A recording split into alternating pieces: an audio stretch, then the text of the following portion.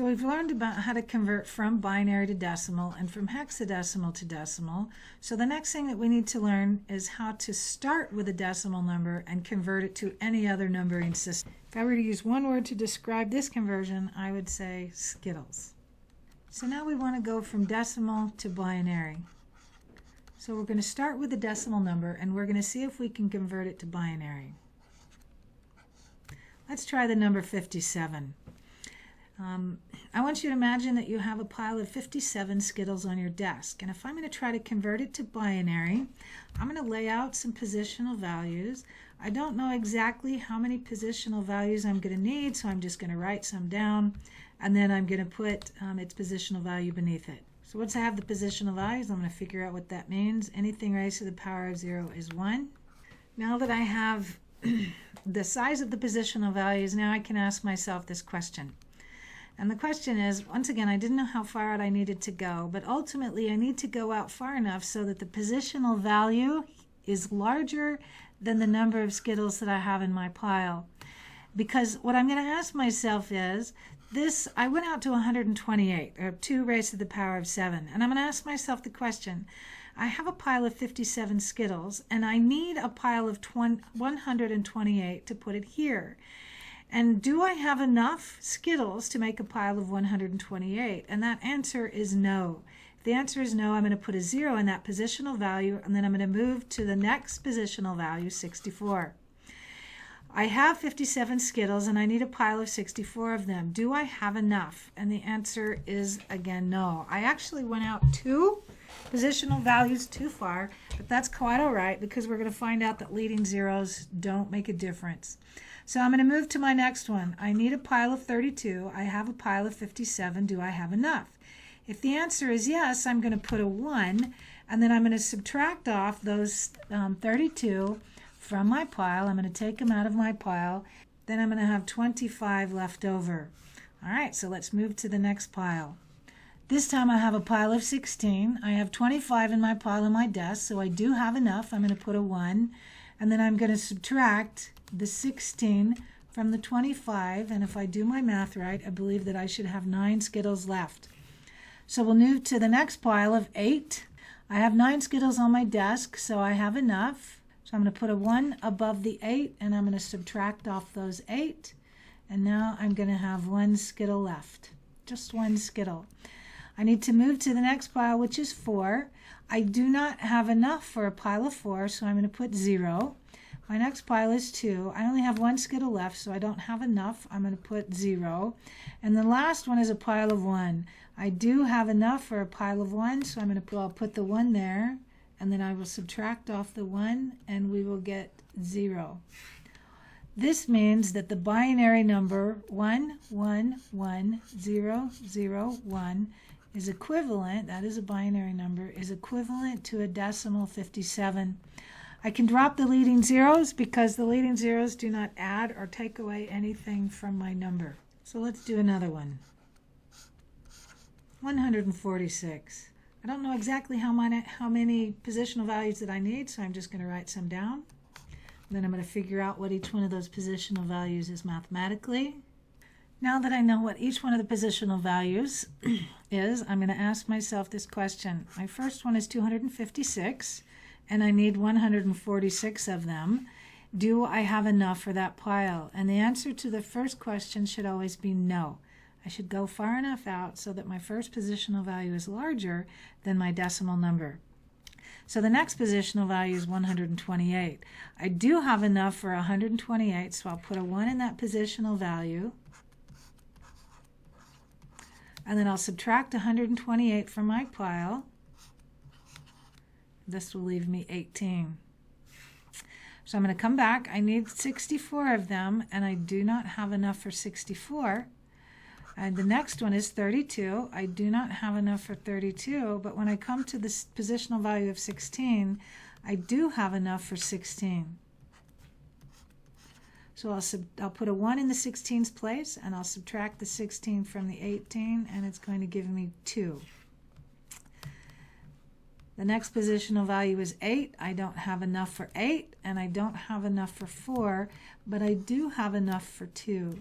So I'm going to subtract the 2 from the Skittles in my pile, and I'll end up with 0. But I can't stop there. It's important for me to finish this because I still have one positional value that we have not talked about, or that I haven't filled in yet. And so I have 0 Skittles left in my pile, but I need a pile of 1, and so the answer is going to be 0. The binary value 1001, 0010 is equivalent to a decimal 146. Now I want to say for just a minute that that trailing 0 is very important, that I can't just stop my conversation before I have filled in this last positional value. Trailing zeros matter, and I can prove it to you because let's say, for instance, that you make $25 an hour and your boss says to you, I want to give you a raise. If he says to you, I'm going to give you a raise to $0.25 an hour, does that make a difference in your paycheck? Well, hopefully you said no, because we all know that leading zeros do not matter. But if he says, I want to change or increase your pay to $250, will that make a difference in your paycheck? Absolutely, because trailing zeros matter. They cannot be left off. The final question is, what about embedded zeros? If he said, I want to increase your pay to $205, would that make a difference in your paycheck? And the answer again is yes, because trailing zeros and embedded zeros matter. We cannot ignore them or leave them or skip them, but leading zeros do not matter. So this leading zero, I can drop off when I actually write the number here, because leading zeros don't matter. I put that leading 0 there because I need to make sure that I have gone far enough out in my positional values before I begin this process. There is another way besides using Skittles that we can convert a decimal number into any other numbering system, and it's through the use of division. So let's take this same number, 146, and let's see if we can convert it into binary. If I want to do it into binary, I'm going to divide my decimal number by the base of 2 because I'm converting it into binary. So 146 divided by 2 gives me 73. I also need to be concerned with the remainder. And it goes, since 146 is an even number, 2 divides it evenly, and there's a 0 remainder. 73 divided by 2 is 36.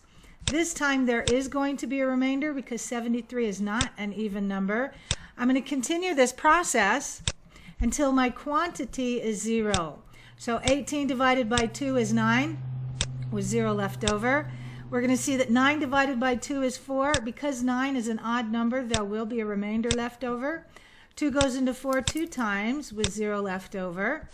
2 goes into 2 1 time with 0 left over. And finally, 2 goes into 1 0 time with 1 left over. This was what I was waiting for, to get to a quotient of 0. This is how I know that I can stop. And the way that I can remember what my binary number is, I started at the bottom and I worked my way up, and then we're going to go across, and now we're going to work our way down. And so I'm going to start at the top with each one of the digits from the top, and I'm going to work my way down. So I'm going to write it over here. We should have 1 0 0 1, and then 0 0 1 0, and this is my binary number. So let's see if the number that we came up with when we used division is the same as the number that we came up with when we used Skittles. So this is where we can convert a decimal number into any other numbering system, is just divide it by the base. So if there was another word that I would use besides Skittles to describe the conversion from decimal, it would be division. All right, so I'm going to give you a chance to try this one out. I am going to give you a decimal number, and I want you to convert it into binary for me using either the Skittles method or the division method.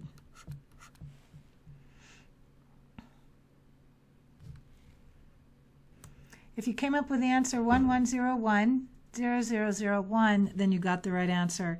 I want you to notice that I put the hint of a space between groups of 4 binary digits just to make it more readable, a lot like we put commas in decimal numbers to make them more readable. A comma is not a digit in the decimal numbering system, but it is a symbol that we use. And spaces are not digits in a binary numbering system, but I use them as a way to make binary numbers more readable. So I group them by 4. So the next conversion that we're going to do is decimal to hexadecimal. So once again, I'm going to start with a decimal number. How about if we see if we can convert 72 into hexadecimal? I'm going to put some positional values down. I don't know how many I need, so I'm just going to draw some out. And then I'm going to put the bases.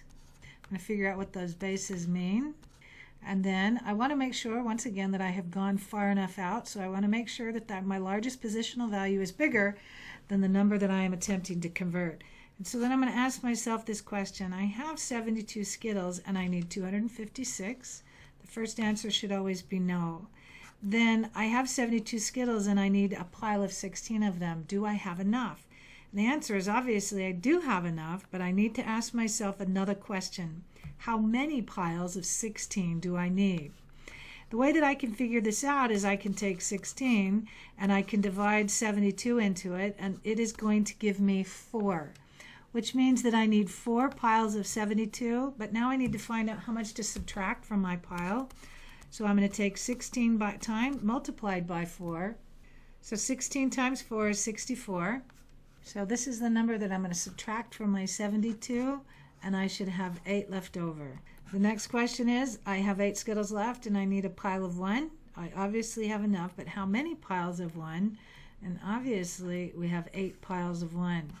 So I subtract off those 8 and I am going to have 0. So we're going to see that the hexadecimal number 48 is going to be equivalent to the decimal number 72. So not only do I have to know if I have enough in the pile, now I'm going to have to know how many piles. So we're going to try a slightly larger one, and instead of using the Skittles method with the piles, we're going to use the division method and see if we can do it a little bit easier. So let's try a larger number. How about 13,860? We're going to convert this to hexadecimal. And so my division method would say take the base, which is 16, and the number that I want to convert, the decimal number I want to convert, 13,860, I'm going to divide that. I'm going to write the answer over here. This is 866.25. So 866, I'm going to write the 866 up here at the top. This 0.25 is going to help me determine what the remainder is. So I'm going to take the 0.25 and I'm going to multiply it by my base 16. This is going to give me my remainder, which I'm going to write over here, and that remainder is going to be 4. All right, so then we take the 866 and I'm going to divide it by the 16. The answer that I'm going to get, once again, I'm going to write it over here a little bit, 54.125. All right, so I'm going to put the 54 up here. I'm going to use the decimal place of the division, the 0.125. I'm going to multiply that by 16, and that is going to give me my remainder. My remainder is 2. Then we'll take 54. We'll divide 54 by 16. I'm going to get 3.375. I'll put the 3 over here. I'm going to multiply the 0.375 by 16.